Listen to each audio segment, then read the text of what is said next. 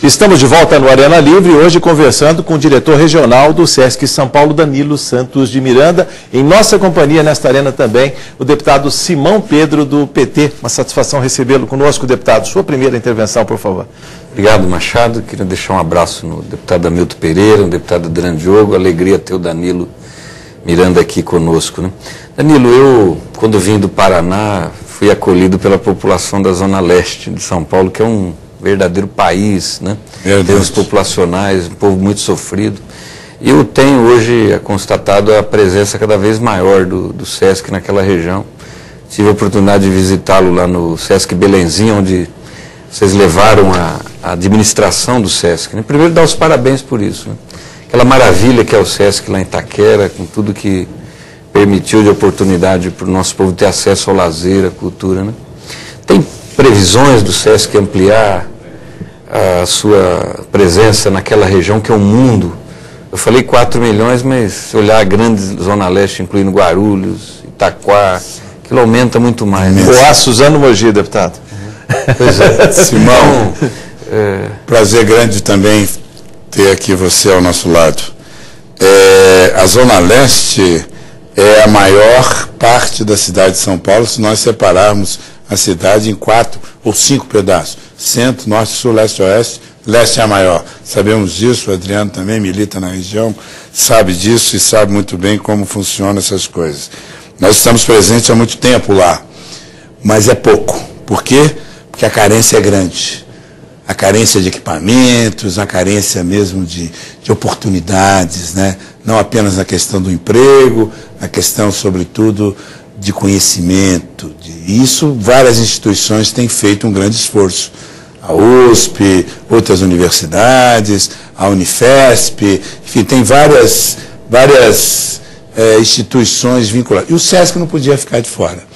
Fizemos essa opção já há algum tempo de levar para lá não apenas uma grande unidade, que é o SESC Belenzinho, inaugurado há pouco mais de um ano, mas instalar lá nossa sede no estado de São Paulo.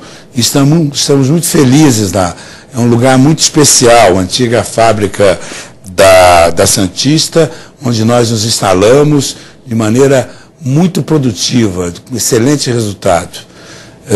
No início houve um certo estranhamento, saímos da Avenida Paulista, que é a avenida mais alta, mais importante, mais badalada da principal cidade, da maior cidade do país, é a mais importante avenida do país.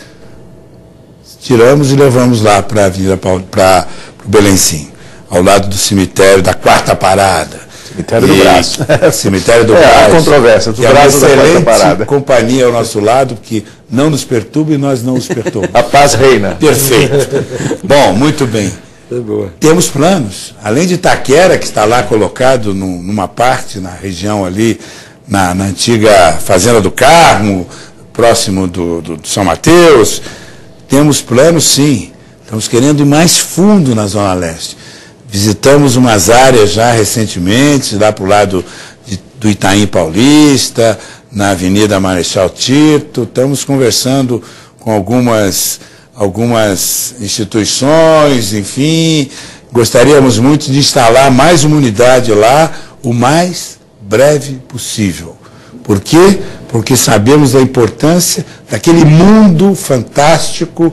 É uma cidade à parte. Eu tive a oportunidade recentemente de circular por ali e vi como realmente existe uma vibração, existe um outro São Paulo ali, uma outra São Paulo, que a gente não se dá conta. Quem está acostumado com Jardins, Centro, Higienópolis, Pacaembu, e no máximo aqui até, digamos, Ibirapuera, Vila Mariana, não faz ideia do que seja a Zona Leste, aquele canto ali, aquela região do Itaim, um pouco depois da Penha, aquela região toda. Então nós estamos verificando que temos muito que fazer, muito que fazer. E esse plano realmente existe, sim. Deputado Hamilton Pereira. Eu gostaria de fazer um relato primeiro, né? E vocês vão perceber onde é que eu estou querendo chegar. Cidade de Salto, vizinha de Itu, que nós não podemos falar Salto de Tu, porque senão eu sei, eu conheço. Cria uma animosidade ali, né? Há um problema. A cidade de Salto, a administração do município de Salto, ela relacionou todos os pontos históricos do município. Desde o Marco Zero, de onde nasceu o município, em frente à Matriz, e depois fez um memorial do Rio Tietê, pela importância, né? O próprio nome da cidade já diz, Salto. Fez um memorial fantástico do Rio Tietê, contando a história do Rio Tietê, desde a sua nascente até onde o Rio Tietê deságua no Rio Paraná, todas as eclusas, inclusive. É uma visita, quando você vai lá, é uma aula de história, aquele memorial. E, mais recentemente, por último, recuperou o Teatro Giuseppe Verdi e o Museu da Cidade. Olha. Para tudo isso, quem não se lembra quando o presidente Lula falou que o problema dos municípios, a maioria dos prefeitos e tal, era não saber pedir. E o Lula, inclusive, explicava que saber pedir é saber elaborar projetos muito bem definidos, com objetivos muito claros e tal. Salto se esmerou nisso. Fez inúmeros projetos de recuperação. Hoje, a cidade histórica de Salto, você chega na cidade, tem lá um prospecto que fala de cada ponto desse, você visita, uma maravilha. E, para tudo isso, corroborou, né, a Petrobras. Maravilha. Eles enviaram esses projetos para a Petrobras mandou visitantes lá para constatar todos esses pontos e o que se pretendia fazer, e depois destinou recursos, né? Então eu fico imaginando o seguinte, nós já falamos aqui, você, Danilo, provocado, inclusive, falou sobre a dificuldade orçamentária, né, para a cultura neste país. Seria possível uma composição, né, de tal monta que, assim, os municípios, os poderes públicos municipais, os estados, o próprio SESC, claro, a Petrobras se comporem para resgatar a importância da cultura, como você disse, tão importante ou mais até do que muitas das políticas públicas reclamadas hoje, né, nesse país. Porque eu achei fantástico e foi determinação, planejamento, fundamentalmente. Maravilha, maravilha. Se chegou a isso, vale a pena conhecer. Ricardo, eu não conhecia, fico muito entusiasmado com isso. Eu conheço Salto, mas não sabia desse salto de Salto. E, inclusive, eu tenho até uma certa relação com a região, porque eu fui noviço dos jesuítas ali em Itaici, próximo de Salto, próximo de Indaiatuba, onde fazia o cruzamento da Sorocabana, da linha que ia de Jundiaí para Piracicaba, e, se não me engano, ia de Campinas para o lado de Mairim, ou coisa parecida. Enfim, ali era o cruzamento em Itaici, onde era o noviciado dos jesuítas. Então conhecia Salto e tinha uma relação tanto com Salto quanto com Itu, Indaiatuba, aquela região toda ali. Essa questão da parceria e da colaboração que está por trás dessa sua questão me parece fundamental. Não se resolve nesse país nada, especialmente nesse campo onde o interesse público é grande e os recursos são pequenos, sem parceria. Então, o SESC não realiza nenhum projeto no interior sem a parceria com a prefeitura. Todos os terrenos do SESC, inclusive em Sorocaba e em todas as cidades onde nós nos instalamos no interior de São Paulo, são em terrenos provenientes da doação da prefeitura. Aliás, nós temos que agradecê-lo. Exatamente. Vamos inaugurar Sorocaba em breve. Fantástico. Em breve. Está terminando a obra. Estamos lá instalados provisoriamente, mas vamos nos instalar definitivamente na nova obra lá em Sorocaba. Isso já vai ser feito proximamente. Mas isso que eu queria dizer, essa vinculação, Jundiaí também estamos inaugurando, mais um pouco para frente, temos outros terrenos sendo doados pelas prefeituras para que a gente possa realizar. Então, essa parceria com a prefeitura é indispensável. O vínculo com a Petrobras é grande, nós temos muitos projetos em que a Petrobras colabora, financiando alguma produção artística, algum trabalho cênico, algum trabalho de teatro, dança, etc. Por exemplo, o Grupo Corpo, outros grupos famosos de dança, o próprio trabalho de Valdo Bertazzo, muita coisa que aconteceu no SESC, foram feitos através de financiamentos também da Petrobras. Por isso há um vínculo grande, não digo direto com a Petrobras, mas indireto através de projetos. Agora, isso pode ser ampliado, sem dúvida nenhuma. Deputado Adriano Diogo, sua intervenção. Quer um pouquinho de água? Não, está bem. Professor, eu ainda estava com o soleiro na cabeça, né? Essa semana recebi um grupo de jovens que está fazendo um teatro sobre uma retrospectiva da obra do Boal.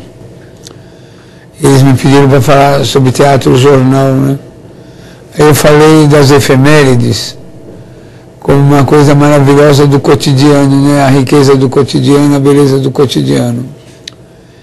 Mas enquanto o senhor estava falando, eu estava lembrando de tanta coisa aqui, Federação do Comércio, posições políticas, né?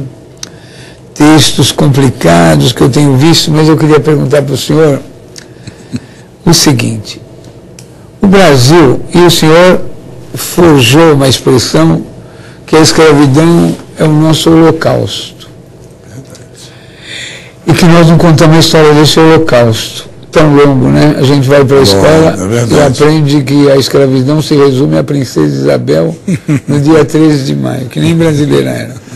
Queria perguntar uma coisa para o senhor. Aqui na Assembleia, nós criamos a Comissão Estadual da Verdade. E a ditadura acabou há 48 anos. E tudo que o SESC... Qual ditadura acabou há 48 anos? A última. Começou em 64. Começou em 64.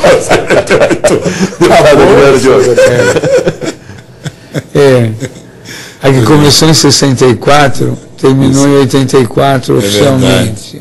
É verdade. Temos resquícios até hoje, mas... Embora tenha os resquícios que aparecem a cada momento do cotidiano do povo brasileiro, mas principalmente a resistência seguida de morte.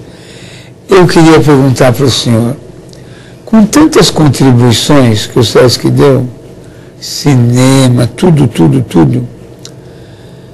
não daria para o SESC abrir a discussão sobre esse último período da história do Brasil?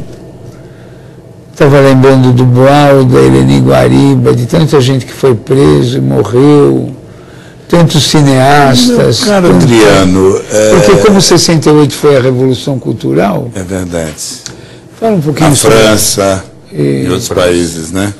Ô Adriano, o nosso quadro é um quadro de muita conquista e de muita derrota no decorrer da nossa história, né?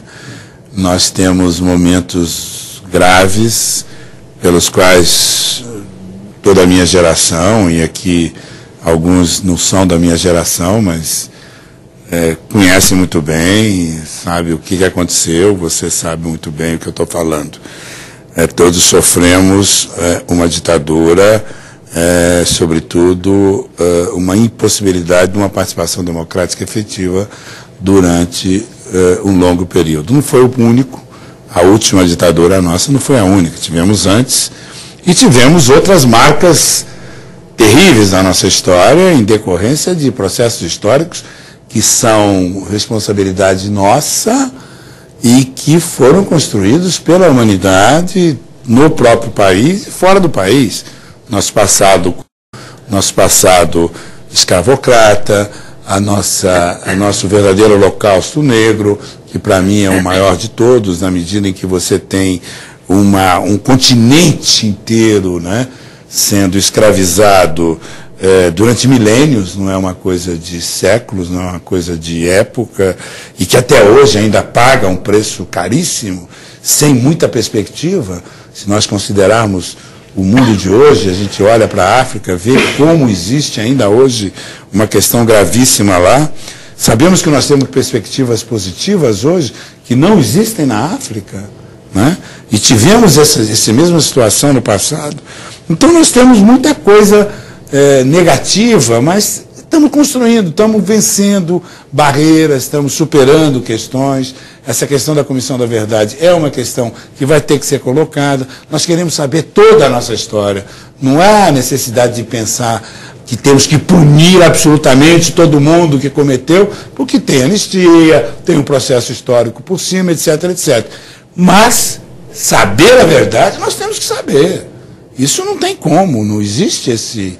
E a verdade significa a respeito de todas as pessoas que desapareceram, que não estão mais aqui entre nós, como desapareceram, por que desapareceram, quem foram as pessoas que conduziram a essa situação. Claro, isso é um direito nosso, é um direito que outros países como Chile, Uruguai, Argentina, aqui em volta, todos eles já fizeram, ou estão fazendo.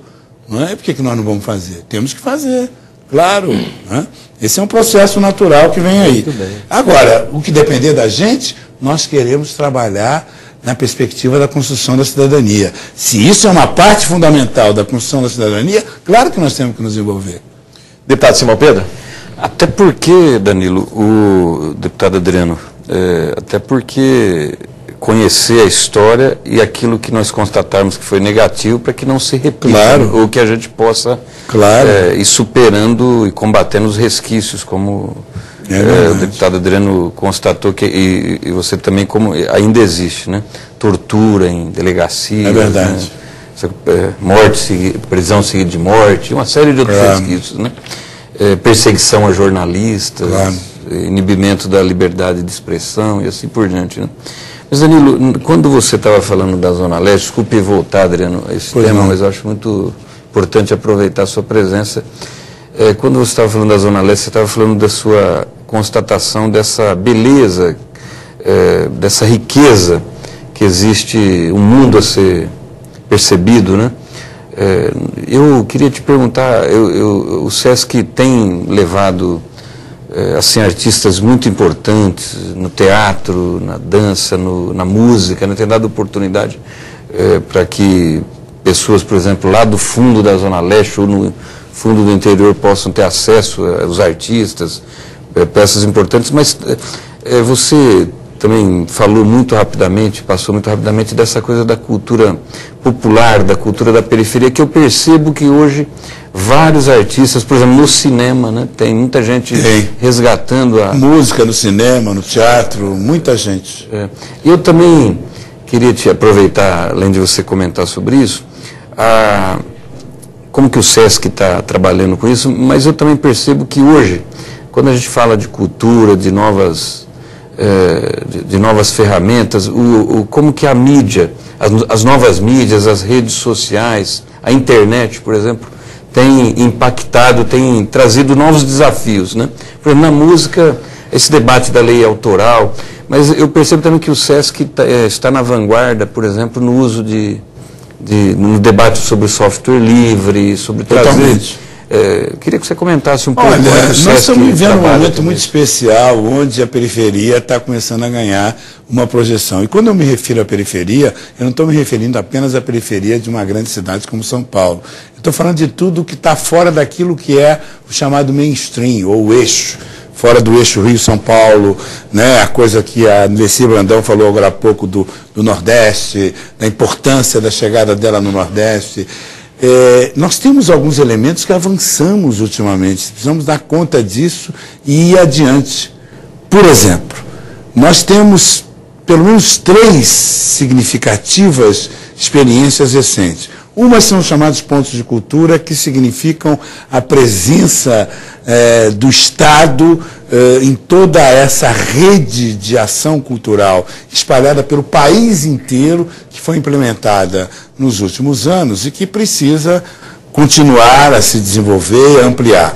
Os pontos de cultura são fundamentados na questão da nova tecnologia junto, que você colocou muito bem, ela permite essas conexões. A conexão da tribo indígena, lá no final, no interior do Amazonas, com uma sociedade de pessoas interessadas nessa questão aqui em São Paulo, direto, através das comunicações que hoje são facilitadas nas redes sociais, né? Experiências como Fora do Eixo, que é um grupo de artistas ligados ao mundo da música, que fez com que milhares de festivais, manifestações espalhadas por todo o Brasil tivessem protagonismo, aparecessem e está aí presente cada vez mais e crescendo cada vez mais. Então, tudo isso são fenômenos da periferia que estão chegando, que estão mostrando a sua cara.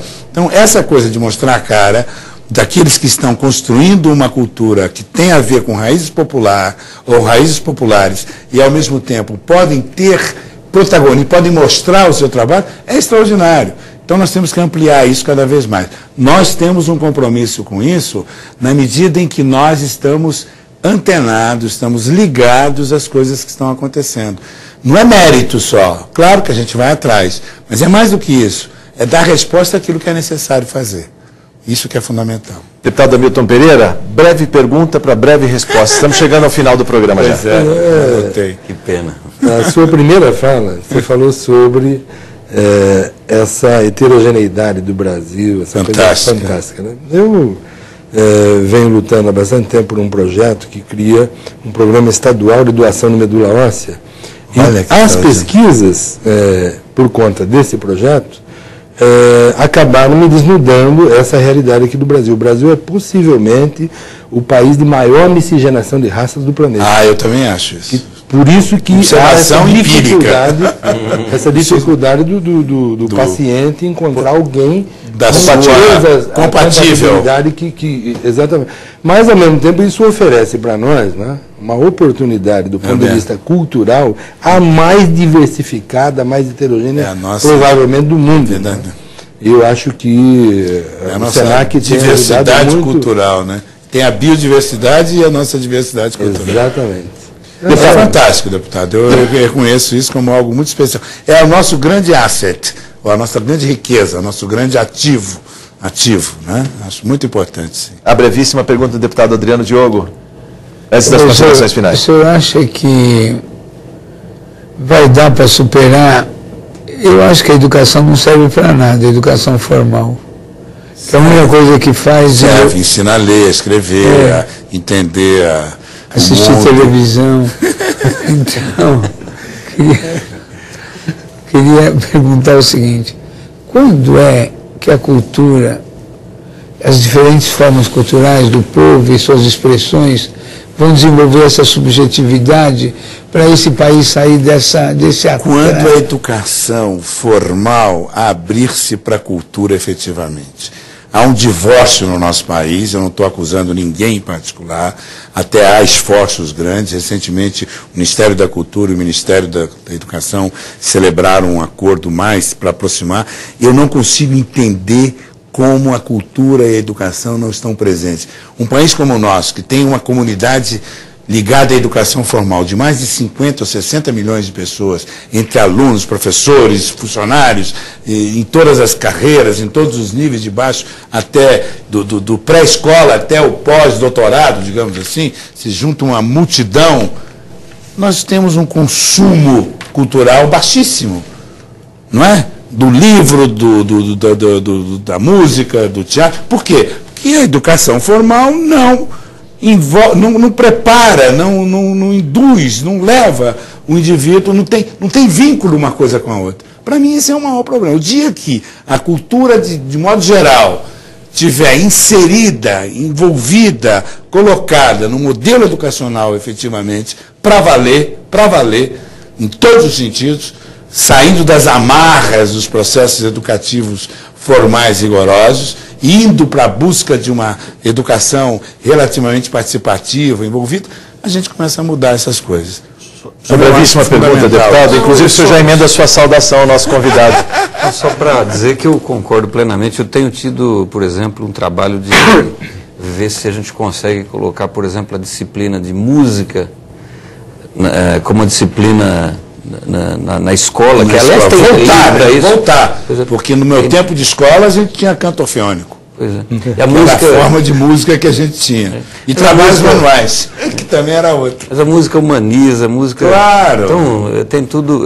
até a experiência, por exemplo, dos CELS aqui em São Paulo, que está se produzindo, você coloca um equipamento com esporte, cultura, educação... Mas integrado, Simão. O problema, às vezes, que eu observei, é que fica uma coisa estanque. Uma coisa é um centro cultural que está acoplado a uma escola. Então a escola funciona e o centro cultural funciona. Um no período, outro no outro. Um durante a semana, outro no fim de semana, separado um do outro. E não uma coisa que seja única, integrada, onde você coloca o velho, a criança, o novo, tudo junto.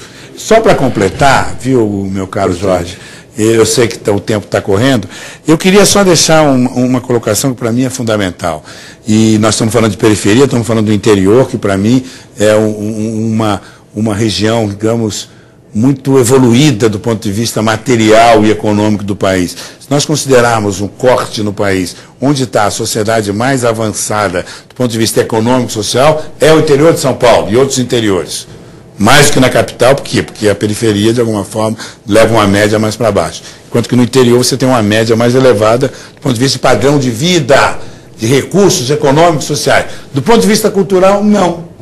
E eu temo que uma sociedade onde a cultura não acompanha o desenvolvimento material, o desenvolvimento econômico, que é muito enfatizado, que está em ênfase em tudo que é colocado, corre o risco de se tornar uma sociedade fascista, misógina, perigosa, uma sociedade que o estrangeiro de fora, o diferente não é aceito. O diferente não é aceito. E só através da cultura que a gente consegue superar isso. Então, o processo educativo, sem cultura, efetivamente, não chega a lugar nenhum. Portanto, não basta o desenvolvimento econômico, importantíssimo, necessário, fundamental, para criar riqueza, etc. Sem cultura, não tem processo educativo nenhum que dê certo. Professor, antes do encerramento, nas suas considerações finais, aliás, considere-se saudado pelos deputados. Obrigado. Para encerrar essa conversa. Eu só queria dizer que nós precisamos, na gestão cultural do nosso país, pessoas com ideias como Danilo Miranda. Muito bom. Mas muito se fala para presidente. Muito se fala de gerações perdidas, jovens nas periferias, aí no pleno vigor físico, com muito tempo livre, mas sem trabalho. Como o SESC está fazendo para ocupar essas pessoas para o não trabalho? Pois para mim a questão do não trabalho é tão importante quanto o trabalho, no sentido que você não consegue produzir, ser eficiente, entender a realidade, se relacionar adequadamente com o mundo à sua volta, se você não entende isso. Isso você não entende, você não vai buscar isso necessariamente fazendo coisas, você vai buscar isso através de uma convivência aberta, e as nossas unidades procuram realizar esse projeto. Esse é o projeto da escola também, da chamada escola moderna, avançada. Esse é o projeto de qualquer centro cultural. Esse é um projeto de um museu inteligente. Esse é um projeto de uma sociedade aberta, uma sociedade onde a educação, a preparação para o futuro, efetivamente, seja o principal objetivo desta sociedade. A famosa paideia grega, que significava o seguinte: não havia escola formal. O que havia era uma sociedade que educa. É isso que nós precisamos. Muito obrigado, voltaremos ao tema. Ponto final, críticas, sugestões, comentários pelo endereço eletrônico arenalivre@al.sp.gov.br. Muito obrigado, professor, por seus esclarecimentos. A TV Assembleia agradece a sua presença aqui. Já fica o convite para uma outra oportunidade. Obrigado à presença dos deputados. Muito obrigado por sua audiência. Até o próximo Arena Livre. Eu espero você.